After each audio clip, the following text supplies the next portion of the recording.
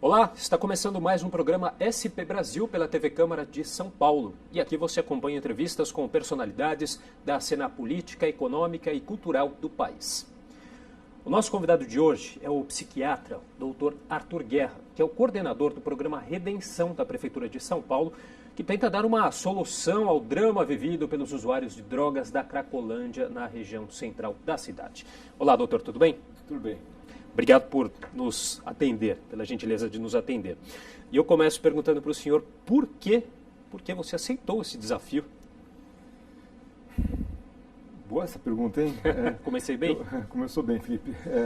Acho que para todo profissional que dedicou grande parte da sua atividade acadêmica, universitária, profissional mesmo, para um assunto específico, é um desafio, na verdade é uma honra, é um compromisso com a nossa população assumir uma posição num programa importante como o Redenção. Evidentemente, quando foi feito o convite, nós tínhamos uma ideia do que seria, mas só no dia a dia é que nós pudemos mensurar com mais qualidade como é complexo, como existem variáveis, como os cenários são diversos, como tem muita gente torcendo para dar certo, como o fator limitante, muitas vezes, não é o fator financeiro, nem o fator de recursos humanos, mas é o fator tempo.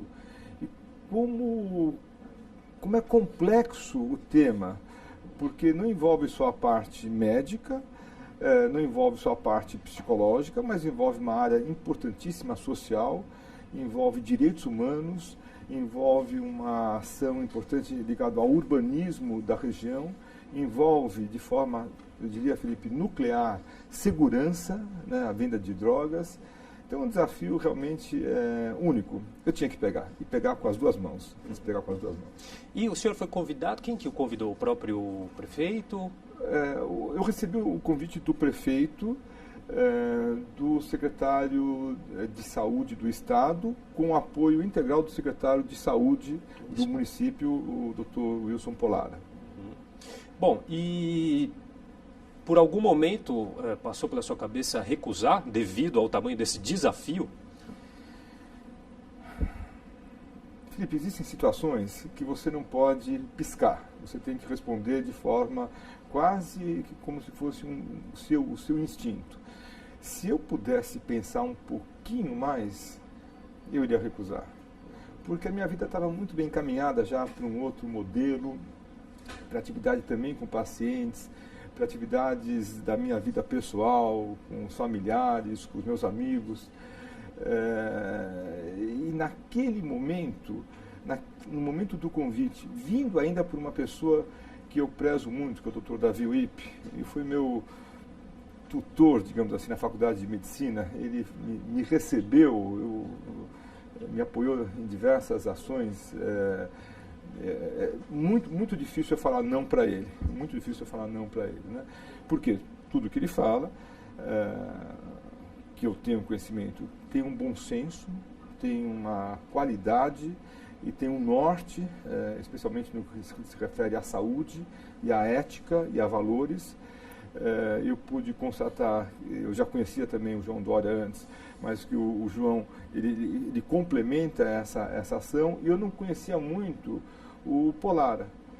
Para minha surpresa, estou encantado com o Polara, porque ele é um gestor, ele é um líder, ele é humano no grau máximo, ao mesmo tempo que a formação dele é de cirurgião, então ele sabe cortar quando é necessário, mas é uma pessoa que tem um carisma e uma liderança, e às vezes a gente não sabe como resolver isso, vai falar com ele e ele tem a saída para aquela situação. Não por menos, Polara foi o adjunto do Davi Wipp durante vários anos aí na Secretaria de Saúde do Estado. Arthur, hoje quantas pessoas fazem parte trabalham com você, fazem parte desse programa? Diretamente, sob a minha orientação, são cerca de 350 pessoas, né?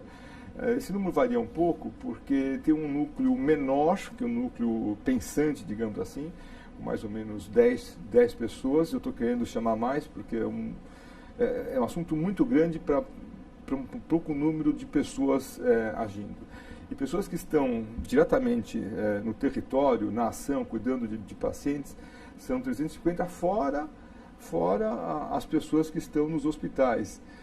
Vamos colocar aí mais 70, 80 pessoas, então são 430, 450 pessoas. Uhum. Bom, você disse em uma entrevista que nunca havia pisado na Cracolândia até participar do programa, né?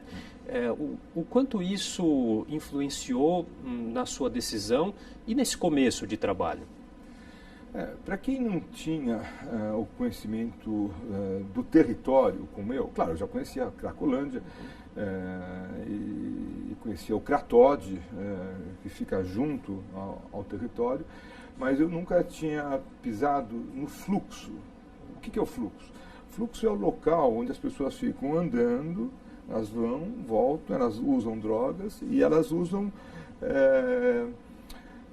critérios, muitas vezes, de comunicação e de comportamento que são reconhecidos pelo próprio fluxo. São diferentes dos nossos critérios. Confesso que eu nunca tinha andado no fluxo, né? E a primeira vez que eu fui andar, eu me senti um pouco mal, um pouco desconfortável, né? Porque eu achei que eu pudesse ser assaltado, que eu pudesse ser ofendido, que um médico de gravata, assim, as pessoas muito numa condição sofrível de vida. Né? Pude entender que o fluxo ele tem o seu modelo de ação e tem os seus códigos muito bem definidos. Eu não posso falar, seria injusto, Felipe, que eu me sinto bem no fluxo. Não é isso. Mas aquele desconforto inicial, ele não existe. As pessoas respeitam o profissional. Elas entendem que nós estamos lá para cuidar deles. Elas entendem que nós estamos lá para tentar, de alguma forma, modificar a vida difícil que eles estão passando. Seja na área da saúde, seja na área da assistência social. As pessoas entendem que os profissionais estão lá imbuídos de uma boa vontade e de uma vocação, quase como se fôssemos padres religiosos, não por menos muitos religiosos também atuam, né, para tentar inverter aquela situação. Evidentemente, no fluxo existem esses códigos, no fluxo existe uma disciplina. Como que são esses códigos? Dá para dar algum exemplo? Como que funciona isso? Eu vou dar dois exemplos. Né? Nós estamos no fluxo, por exemplo, né? Porque uma das ações nossas, CAPS. CAPS é um Centro de Atenção Psicossocial. Nós demos o nome de CAPS Helvécia, porque fica na rua Helvécia. Né? Na verdade, é uma extensão do CAPS Prats. É uma unidade móvel, digamos assim. No fundo, Felipe, não é um CAPS. No fundo, é uma extensão, é um braço, mas ele não pode ser considerado CAPS de uma forma oficial, né, pela lei, ainda que ele funcione como se fosse um CAPS. Bem, eu vou lá, quero conversar com os médicos, com os enfermeiros, com as pessoas que estão atendendo, e quis entrar para conhecer um pouco mais o que é esse tal de fluxo. Não é permitido. Você pode ir até uma certa distância. Tem um limite. Tem um limite. Depois você é convidado elegantemente a não seguir adiante. Pelos próprios usuários ali do... Na verdade, são os disciplinas. O disciplina, o artigo masculino, muitas vezes é uma mulher, mas recebe o título de o disciplina, eles dão os códigos até onde você pode entrar, onde você não pode entrar. Ao destrinchar isso um pouquinho mais, ao conversar com os meus agentes de saúde, mas como a gente não pode entrar lá? Doutor, o senhor está na casa deles. Mas como estou na casa deles? Aqui é público, isso aqui não tem casa de ninguém. Aqui nós estamos aqui para tentar ajudar. Não é bem assim. O senhor está na casa deles, acho que é bom o senhor seguir dessa forma. São pessoas que fazem parte do meio ali. Podem não ser usuários. Não são usuários. Não são usuários. Não são usuários.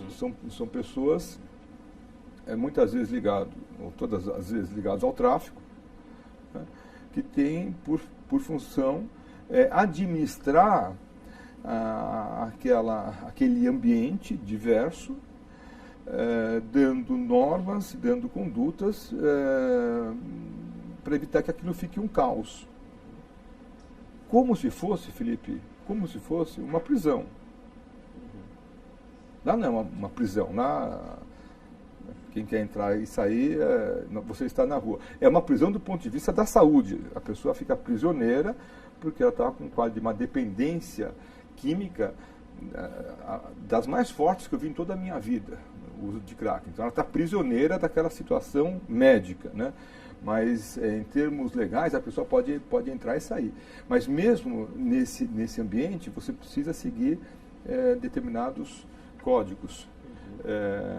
Essas disciplinas que o senhor mencionou são pessoas que têm ligação com os traficantes, é isso? Assim, Felipe, deixa eu explicar. Eu sou médico, psiquiatra. Minha vida toda foi no treinamento para fazer o diagnóstico, tratar e evitar a recaída. Nós estamos falando de um outro assunto, que é o assunto da segurança. Que não é da alçada do senhor, claro. Então eu fico dando palpites. Né? É a mesma coisa que um policial fica dando palpites de como que deveria ser o melhor remédio para tratar do paciente. Ele pode falar, doutor, você não queria aumentar um pouco mais aquele antidepressivo do paciente lá? O Isaías acho que devia tomar um pouquinho menos. O que você acha de fazer uma internação para aquele lá? E às vezes o policial pode ter a melhor das intenções, mas a visão dele pode ser uma visão parcial, primária. Como a minha é uma visão bastante primária, eu admito, diante de um tema que você cutucou, você provocou, o seu trabalho, eu entendo, mas é uma visão, existe esse cenário e você me provocou quando você falou assim, mas o senhor nunca tinha estado na Cracolândia, né? Cracolândia já tinha estado, nunca tinha estado no fluxo, né? E aí eu pude ver que é um mundo diferente, é um mundo fascinante de uma certa forma que nós precisamos ajudar as pessoas que estão lá. Tá bom, doutor, a gente vai fazer um intervalo, daqui a pouco a gente continua. O SP Brasil volta já.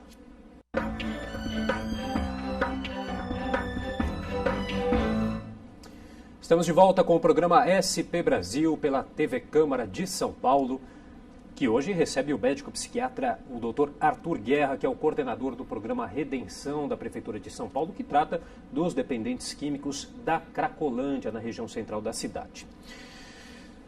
Doutor, dando sequência aqui ao nosso bate-papo, você disse também em uma determinada entrevista que ao aceitar esse convite, você recebeu um esqueleto interessante, mas que ainda precisaria ser recheado para se tornar mais consistente. O que o senhor quis dizer com isso? Nós tínhamos um programa anterior, ao município de São Paulo, da gestão anterior, com uma visão bastante clara em termos de uma ação para cuidar desses pacientes. Essa ação chama-se redução de danos. O programa citado também, inclusive, o Braços Abertos. De Braços Abertos. Da gestão Fernando Haddad, isso, de Braços Abertos. Um programa que tinha a sua consistência, digamos assim, bem estabelecida. Né? A visão do atual governo reconhecendo os pontos positivos do de Braços Abertos, nós gostaríamos de estender as ações também oferecendo para os pacientes que têm uma dependência fortíssima, e muitos desses pacientes ou têm, a possibilidade de um tratamento voltado para abstinência, para parada total do uso de drogas. E aí a melhor ferramenta para que a gente consiga esse objetivo é sugerir para o paciente seguir no modelo de uma hospitalização. Um tratamento clássico que existe há centenas de anos no mundo, em todos os países do mundo, que se chama desintoxicação. Alguém que está intoxicado, que está gravemente dependente daquela substância psicoativa, seja álcool, seja crack ou outras drogas, ele passa por um período onde ele vai sofrer um pouco essas consequências da falta da droga, o corpo dele vai pedir a droga, então ele precisa ser medicado, precisa estar internado. Isso nós fazemos sempre de forma voluntária, respeitando o desejo do paciente, e aí então ele vai fazer essa hospitalização. Esse esqueleto, essa ideia da hospitalização, usando os recursos humanos do programa antigo, é o que eu quis dizer que nós precisaríamos deixar o programa mais consistente, mais musculoso, pegando as partes positivas, pegando os pontos positivos e, ao mesmo tempo, investindo nesses outros modelos de ação mais voltados para a parte médica também. Uhum. Em relação a essa questão do tratamento da redução de danos, né, se eu não me engano, o senhor também chegou a citar que estudaria a possibilidade de existir também no programa Redenção essas áreas de uso controlado das drogas, né, mas que isso não foi muito bem recebido pela crítica, pela imprensa, enfim. Que o senhor aí afirmou, então, que talvez teria feito essa afirmação num momento inoportuno. O senhor continua com essa opinião? Qual a opinião do senhor hoje a respeito dessa questão da redução de danos no tratamento? Não, a redução de danos é uma ferramenta reconhecida e importante para aqueles pacientes que não desejam ter abstinência como seu modelo, como seu foco de atenção para a sua saúde, né? Na redução de danos se pressupõe, então, o uso continuado da substância, porém, como o próprio nome fala, com menos danos, com menos consequências para a saúde física e menos consequências negativas, né, para as pessoas que estão no entorno desse usuário, né? O que eu quis dizer naquela época, e eu acho que eu falei de forma muito correta, é que essa situação onde as pessoas ficam usando a droga no fluxo, né, e que não desejam parar, quem deseja parar vai para uma internação, vai receber o tratamento. Nós temos leitos suficientes, temos equipes suficientes para poder cuidar dessas pessoas. Aquelas que não desejam, elas deveriam ter uma situação, na minha visão, Felipe, um pouco mais digna. Felipe, essas pessoas fazem necessidades fisiológicas na rua. Essas pessoas vivem ao relento. Essas pessoas vivem se escondendo ao lado de ratos. Felipe, essas pessoas, às vezes, vivem com crianças junto. Não precisa ser médico. Isso não é uma condição digna, né? Então, eu acho que para aquele que não quer parar de usar, se pudesse ter um outro ambiente, um outro território, que ele pudesse ter uso, mas em condições mais civilizadas, eu acho que seria mais adequado. Por que isso não foi adiante? Porque as pessoas entenderam errado o que eu falei o que eu estou acabando de falar. E tem gente que entende assim, então o doutor Arthur Guerra está defendendo que as pessoas podem usar as drogas. Eu não estou falando isso, eu sou contra usar droga. Eu sou da velha guarda, digamos assim. Eu respeito quem trabalha com redução de danos, mas o nosso programa está voltado para a abstinência. Eu sou contra legalizar a maconha. Não estou defendendo o uso de drogas, né?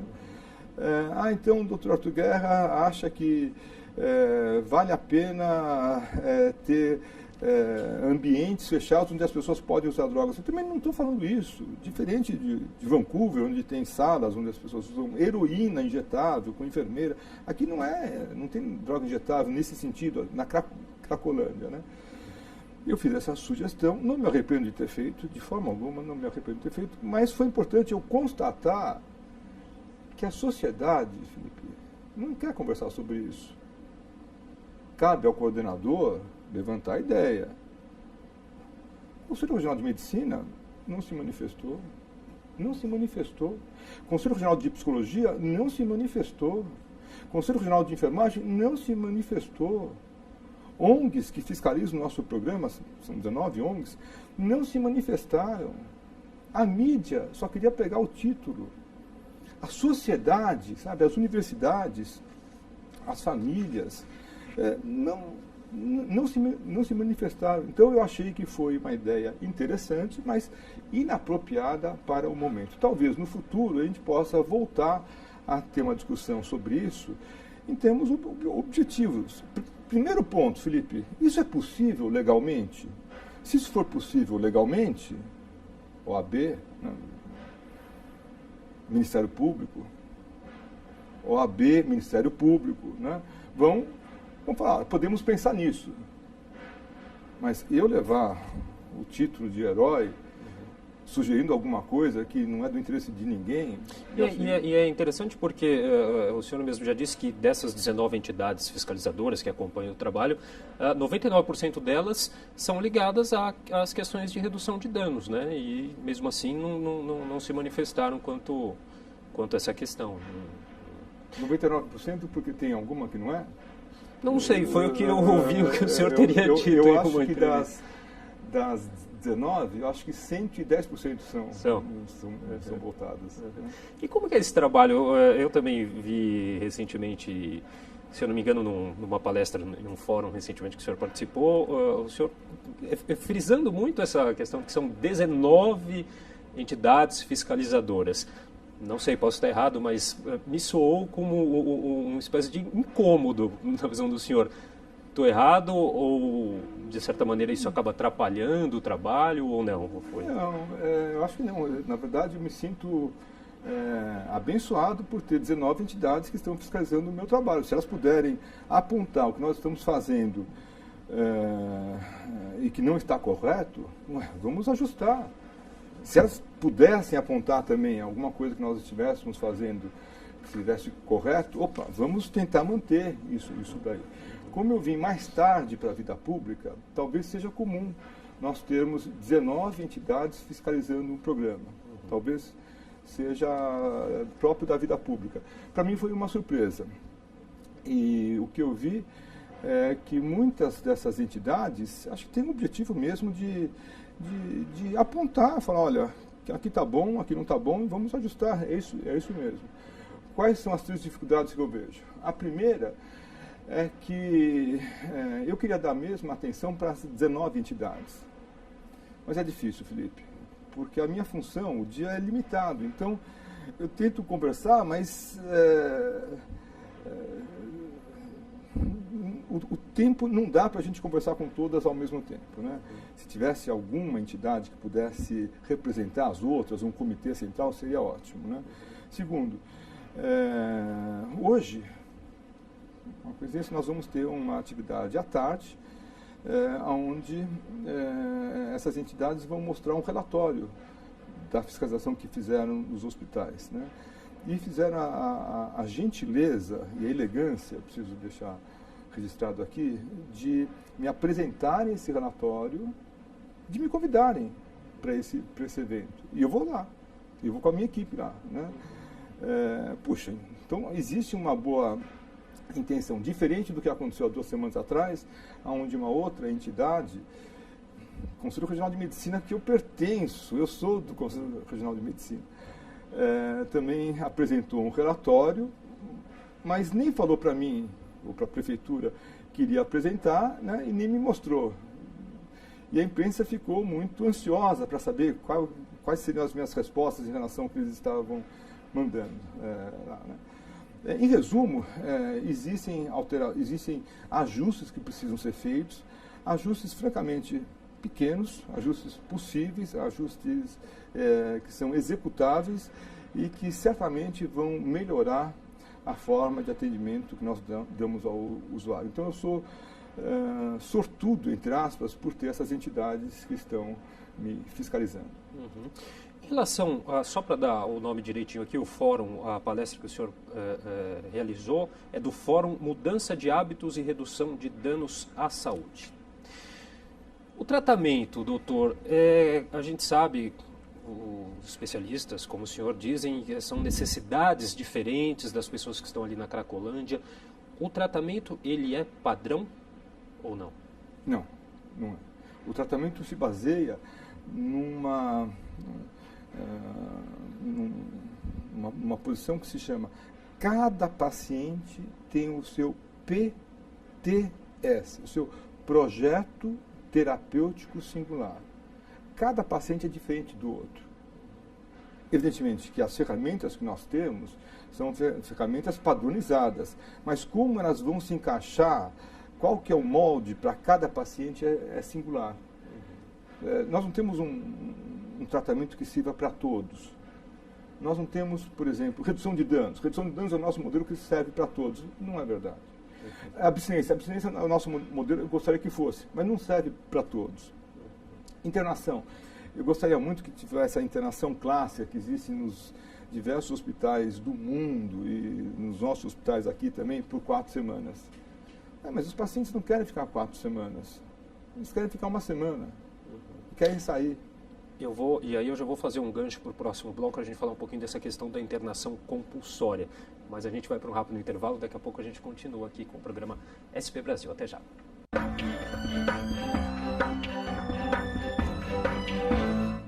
Estamos de volta com o programa SP Brasil pela TV Câmara de São Paulo, que hoje recebe o médico psiquiatra Dr. Arthur Guerra, que é o coordenador do programa Redenção da Prefeitura de São Paulo, que trata dos dependentes químicos da Cracolândia, na região central da cidade. Bom, a gente encerrou o segundo bloco falando sobre um pouquinho como que é o tratamento do programa Redenção. E já entrando nessa questão polêmica, doutor, da internação compulsória, essa internação forçada. Eu queria saber que a Prefeitura tentou até na Justiça essa autorização, né, mas não obteve muito sucesso, foi uma questão bastante polêmica. Queria que o senhor comentasse um pouquinho qual a opinião sobre essa questão. A internação, Felipe, é uma ferramenta que ajuda o sistema de saúde a cuidar de um tipo de paciente que tem uma falta de sucesso no tratamento ambulatorial. É assim, né? É simples assim. Então, a internação ela pode ser feita de 3 formas. De forma voluntária, quando o paciente aceita, conversa com a equipe, conversa com o médico faz a indicação de internação. A internação é um procedimento médico, tal qual um procedimento cirúrgico, né? É o médico responsável por essa internação. E o paciente, então, vai de forma espontânea para o ambiente hospitalar. De forma involuntária, quando o paciente não deseja ir, mas há uma necessidade de urgência médica evidente. É assim, em todos os lugares do mundo. Há centenas de anos funciona dessa forma. A pessoa quer se matar. O médico não vai concordar. Nenhum médico. O médico é formado para... Não vai se matar. Não conte comigo. Você não pode apressar, você não pode me dar um remédio rápido. Não posso. Mas ele tentou se matar e diz que vai se matar mesmo. Nós vamos fazer uma internação involuntária. É óbvio, né? Ou a pessoa está em uma situação física que ela não consegue discernir, não consegue entender que não pode usar droga, está com uma cirrose, está com hepatite, está com sífilis, está morrendo, precisa de um cuidado médico, ela vai ter que ser internada, mesmo de forma involuntária. Como é que é essa internação involuntária?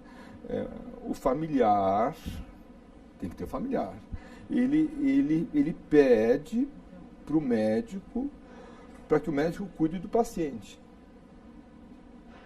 O médico avalia o paciente e concorda que precisa de um procedimento mais grave, raríssimo, mas precisa disso. E faz uma indicação de internação. Ele assina isso, coloca o carimbo dele. Ao chegar no hospital, o médico que está no hospital, que não é o médico que internou, recebe o caso e confirma se aquele paciente precisa mesmo desse cuidado. São 2 assinaturas. E no caso de não ter nenhum familiar, doutor? Aí entra a internação compulsória. A compulsória é quando, na falta de um familiar, é o juiz que faz a internação compulsória. O juiz, ele avalia, recebe as informações do médico, da equipe médica, ele fica convencido que a melhor conduta naquele caso é a internação e ele manda o paciente ser internado. E não sugere. É uma ordem judicial. O médico do hospital não tem como recusar. diferente da internação involuntária, ele tem que receber. Então, são esses três tipos: a voluntária, a involuntária, quando é o familiar com o médico. Na involuntária, nós precisamos avisar, em 72 horas, o Ministério Público, para evitar que seja um sequestro, um cárcere privado. Então, o Ministério Público é avisado: olha, eu internei esse paciente aqui nesse hospital e está com um quadro assim, assim, assado, o familiar assinou, eu também assinei, nós estamos cuidando dele em termos médicos. E a compulsória é quando o juiz manda, porque muitas vezes já não tem uma situação familiar, o paciente está sozinho, ele precisa de algum cuidado, porque senão ele pode morrer. E como é que está a situação das internações voluntárias, doutor? Na Prefeitura Municipal de São Paulo, Felipe, nós trabalhamos basicamente neste momento com as internações voluntárias. Isso não quer dizer que nós não tenhamos casos que necessitem de internações involuntárias ou mesmo compulsórias. Mas aí nós usamos a parceria com o nosso colega, com o nosso parceiro, digamos assim, que é o CRATOD, né?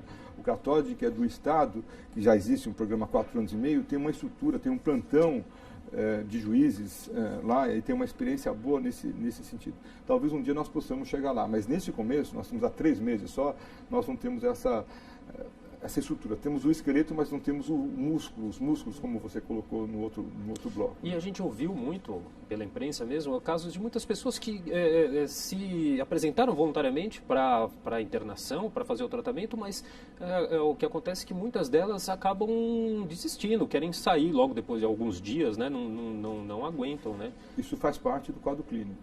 Felipe, porque tem a dependência de crack, passa por uma situação gravíssima que se chama síndrome de abstinência. Os pacientes, eles usam um termo popular de fissura. Depois do 3º, do 4º dia, ele tem uma vontade física e psíquica de voltar a usar droga. Faz qualquer coisa para ter a droga, qualquer coisa. Isso numa clínica simples, numa clínica classe média, numa clínica classe A. Ele tenta usar a droga porque o corpo dele começa a ter manifestações como os pelos ficam eriçados, ele fica trêmulo, fica suando frio, a pressão arterial aumenta, não dorme, o coração começa a bater mais forte. E ele sabe que se ele usar a droga, aquilo vai aliviar.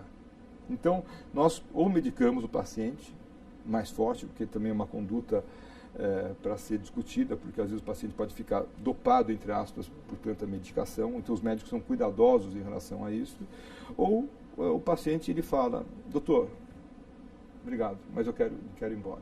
E infelizmente a área médica não pode fazer nada. É voluntário, nós não podemos falar: não, o senhor não vai sair, né?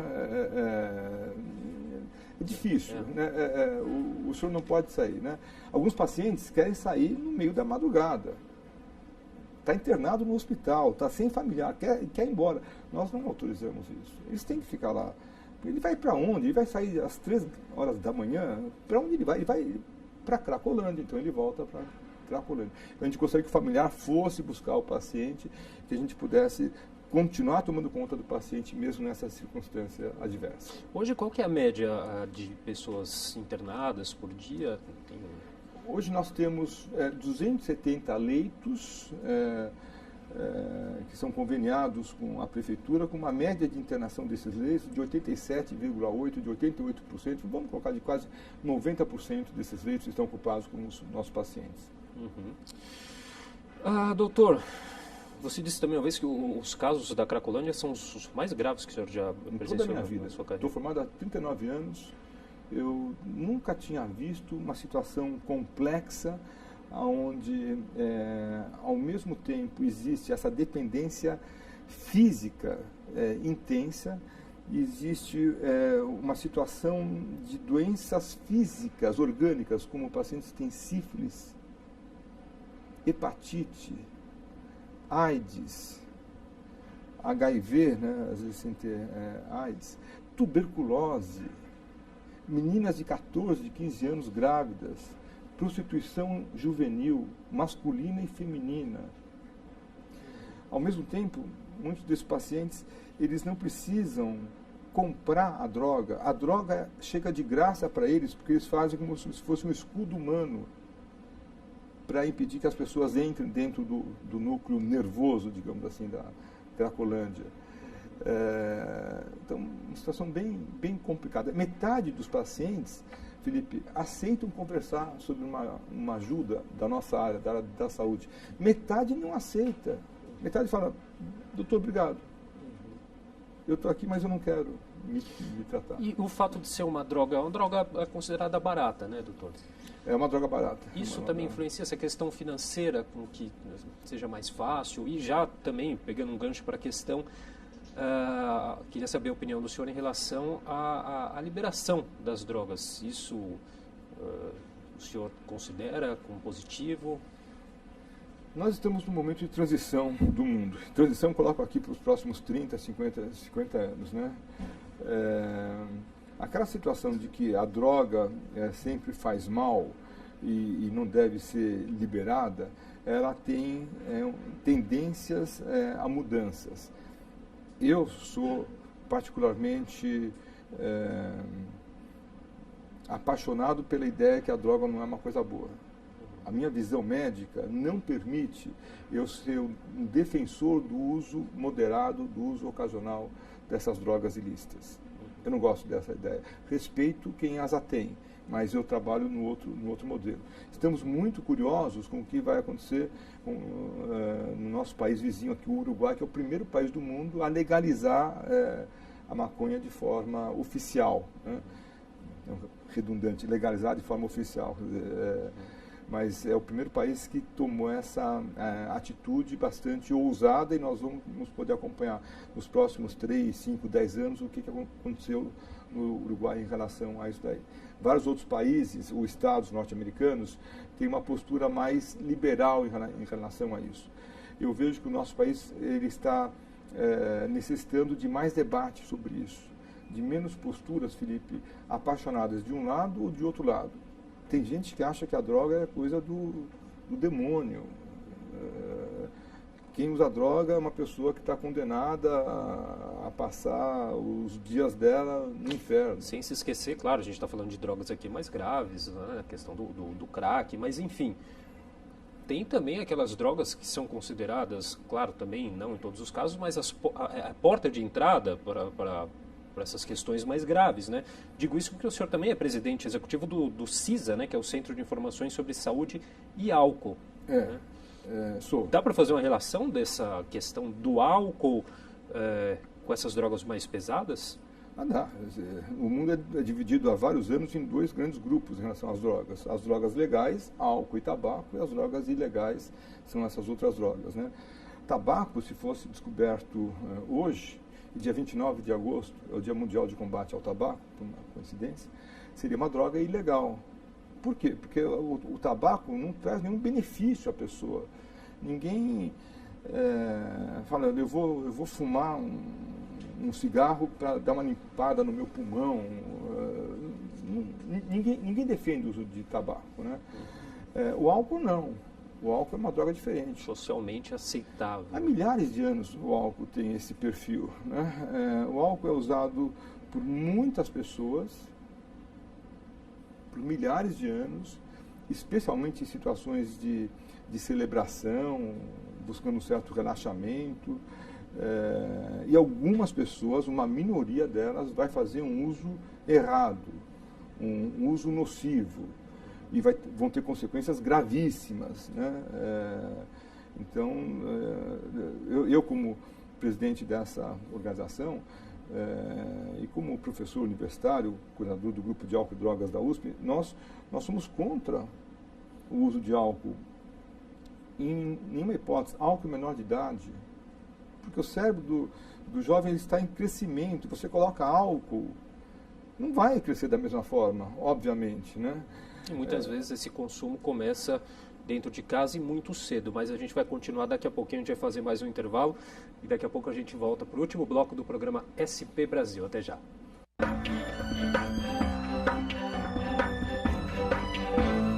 Estamos de volta com o programa SP Brasil pela TV Câmara de São Paulo, que hoje recebe o médico psiquiatra Dr. Arthur Guerra, que é o coordenador do programa Redenção da Prefeitura de São Paulo, que trata dos dependentes químicos da Cracolândia, na região central da cidade.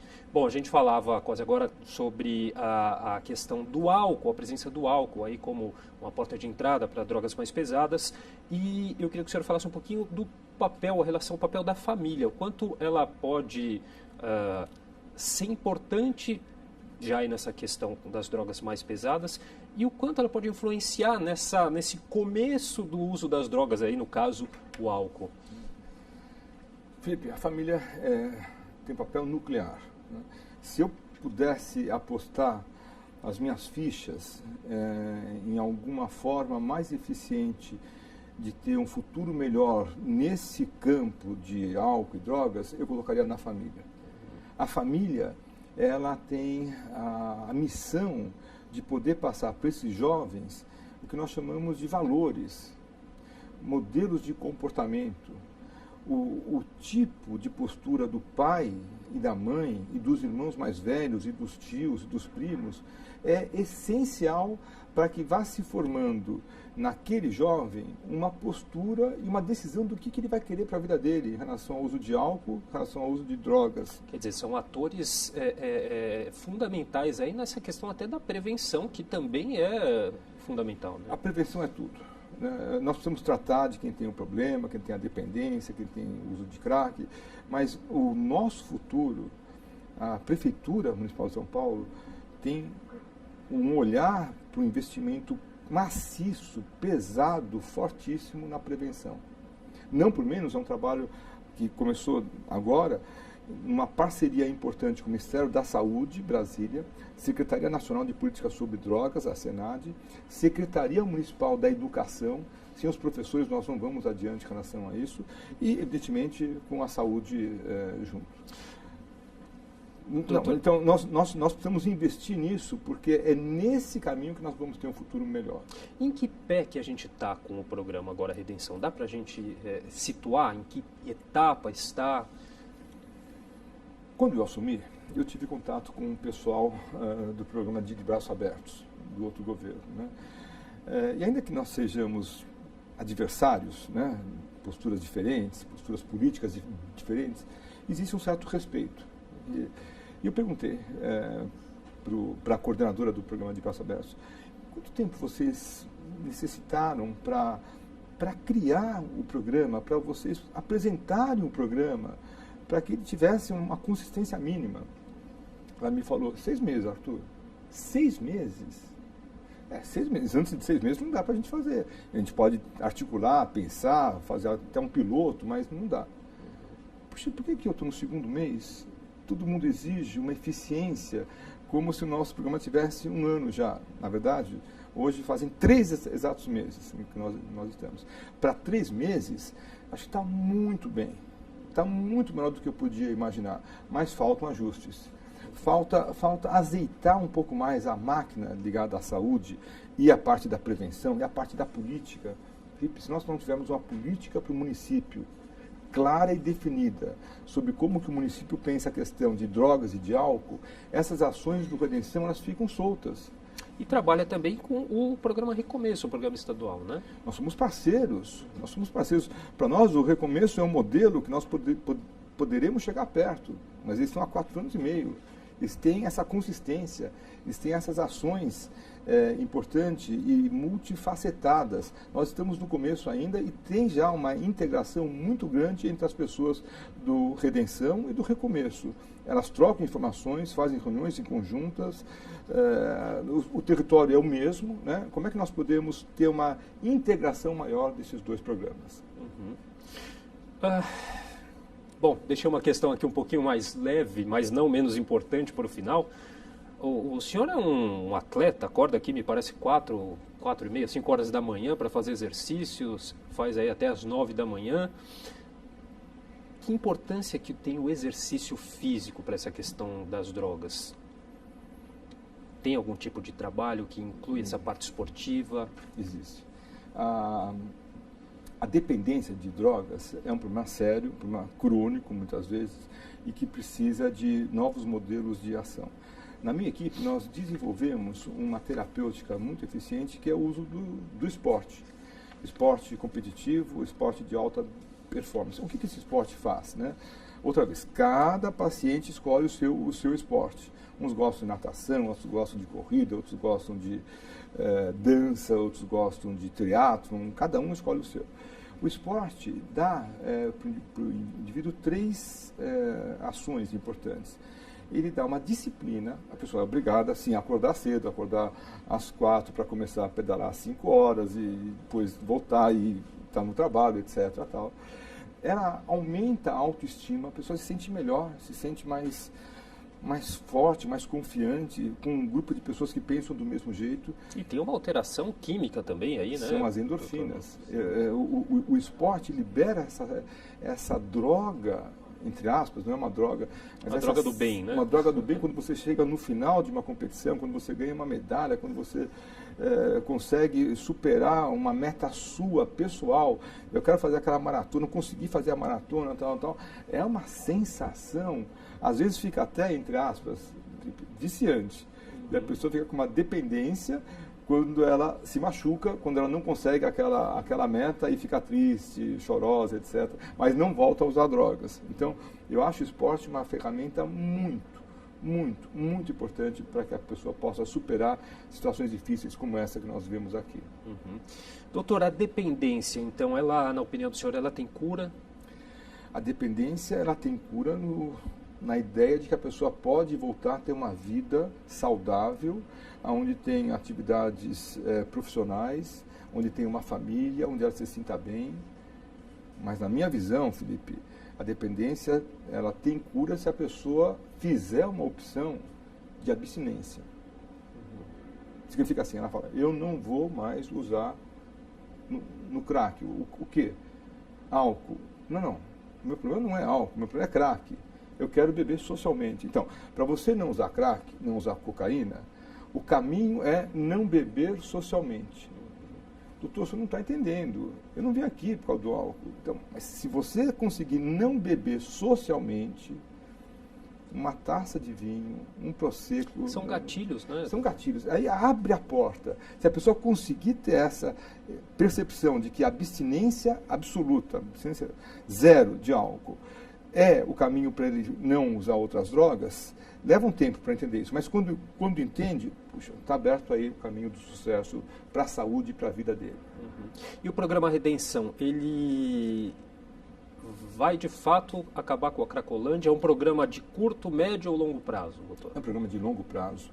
A Cracolândia existe há mais de 30 anos em São Paulo. Não existe com esse nome, mas a região próxima, a antiga rodoviária, né? Onde chegavam pessoas de trem ou de ônibus e precisavam de um hotel pequeno e com prostituição perto, álcool, drogas, existe há muito tempo. A Cracolândia, como tal, ela deve diminuir, talvez ela acabe. A ideia, o fluxo tem diminuído? O fluxo ele tem se mantido estável. Por quê? Nós internamos cerca de 20 pacientes a cada dia e chegam mais 20 pacientes novos. Da onde? Felipe, do Brasil todo. Não é de São Paulo só. Chegam pacientes de outros municípios, chegam pacientes de outros estados, chegam pacientes de outros países da América Latina. Eles entendem o programa Redenção como um ícone para poder tratar de uma questão antiga de drogas, álcool e drogas. O programa não tem essa missão, evidentemente, porém, o programa ele pertence ao SUS. Então, só para entender, essas pessoas vêm para cá à procura da droga ou à procura da ajuda? Elas vêm para cá à procura da ajuda. A pessoa fica sem a droga e ela tem que voltar para onde ela veio, porque se ela voltar, se ela sair do hospital, se ela sair do tratamento de ambulatório, ela vai para a Cracolândia. Ela precisa de emprego, ela precisa de família, ela precisa de amigos, ela precisa de uma atividade. Muitas não têm isso, por isso que é um programa grave. Então, algumas pessoas falam e não falam de forma errada, quer dizer, o tratamento funciona como aquelas portas de hotéis antigos, onde a pessoa entra, sai, entra e sai, entra e sai. É assim mesmo. Porta giratória. No mundo todo é assim.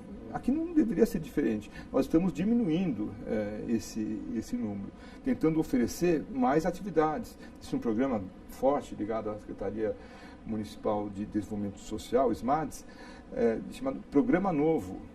Quase 1.000 pessoas já foram encaminhadas para um programa desse tipo. Um sucesso, né? Mas a pessoa tem que estar em abstinência e tem que querer se tratar. Quais são os próximos passos aí? O que a gente pode esperar para os próximos meses em relação ao Redenção? Eu sei que o programa não é de curto prazo, mas o que a gente pode esperar no curto prazo? Nós podemos esperar 3 coisas. O primeiro é um ajuste dessas ações que estão sendo feitas, buscando uma eficiência maior. Hoje nós começamos uma atividade importante, que é o cadastramento eletrônico dos nossos pacientes. Hoje nós vamos saber onde ele está. Está no CAPS, está na internação, teve alta, via um aplicativo. O segundo passo que é importante é uma ligação forte da parte de atendimento com a parte de prevenção. As duas partes, os dois grupos precisam se conversar. Um olhando para o atendimento de curto prazo, o outro de longo prazo. Para as nossas crianças, estamos pensando em 10, 15, 20 anos. As crianças que hoje têm 5 anos, para que não venham a usar crack quando tiverem 18 anos. E por último, nós esperamos trabalhar bem de perto, mas bem de perto mesmo, com as 19 entidades que estão nos fiscalizando. Só assim que nós vamos crescer. É um trabalho de formiguinha. Um tem que ajudar o outro. Isso não é de um partido, outro do outro. É hora agora de nós darmos as mãos e pensar, não em nós, mas no nosso munícipe, no nosso usuário, no nosso cidadão, pensando numa São Paulo melhor. É um problema de todos nós, né, doutor? Bom, queria agradecer muito a participação e os esclarecimentos do senhor hoje aqui com a gente. Felipe, um prazer, o programa Redenção está aqui. Conte conosco quando você precisar para que a gente possa voltar e trazer novas notícias, quem sabe mais ainda otimistas em relação ao momento que passamos. Obrigado. Obrigado. A gente conversou hoje com o doutor, médico psiquiatra Arthur Guerra, que é o coordenador do programa Redenção da Prefeitura de São Paulo. O programa SP vai ficando por aqui. Até uma próxima.